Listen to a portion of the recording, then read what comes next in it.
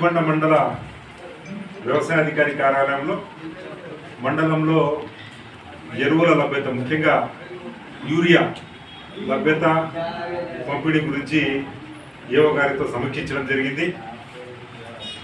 మండలంలోని రైతులందరినీ కోరుతున్నాము, ఏ ఒక్కరు కూడా యూరియా గురించి ఆందోళన చెందవద్దు.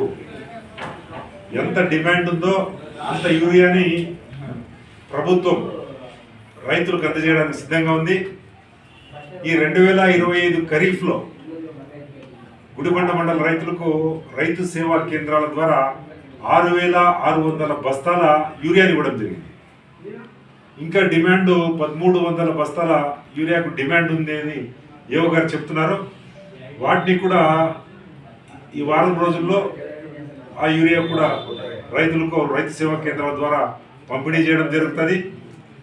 మరి ఈ సందర్భంగా ఎక్కడ కూడా యూరియా పక్కదారి పట్టకుండా, నల్లబజారుకు పోకుండా, వ్యవసాయేతర అవసరాలకు యూరియాను మళ్లించుకోకుండా అందరూ కూడా అప్రమత్తంగా ఉండాలని చెప్పేసి రాజకీయ పార్టీ నాయకులు, కార్యకర్తలకు మరియు వ్యవసాయ శాఖ అధికారులు కూడా కోరడం జరిగింది.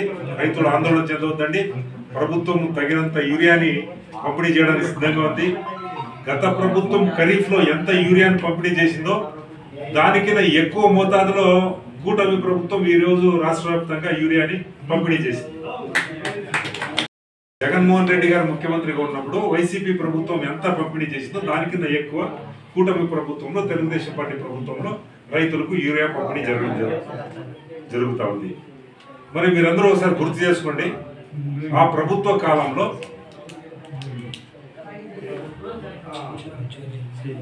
మిక్సింగ్ ప్లాంట్ ఈ సబ్సిడీ యూరియాను తక్కువ ధరకు అమ్ముకునేసి అప్పటి ప్రభుత్వ పెద్దల యొక్క బంధువులకు సంబంధించినటువంటి మిక్సింగ్ ప్లాంట్లకు రైతులకు అందాల్సినటువంటి యూరియా వారికి అందితే మనమందరం కూడా గొడవ చేయడం, ధర్నా చేయడం జరిగింది, ఆందోళన చేయడం జరిగింది.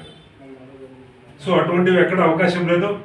సబ్సిడీ యూరియా ఏదైతే ఉందో ప్రతి ఒక్క బస్తా కూడా రైతుల ద్వారా పంట పొలాలకు అందజేస్తామని చెప్పేసి తెలియజేస్తుంది.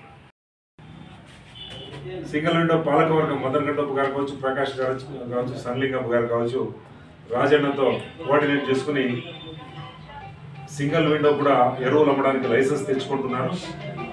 వచ్చే వారం నుంచి సింగల్ విండో ద్వారా కూడా రైతులకు ఎరువులు అందుబాటులో ఉంటాయి.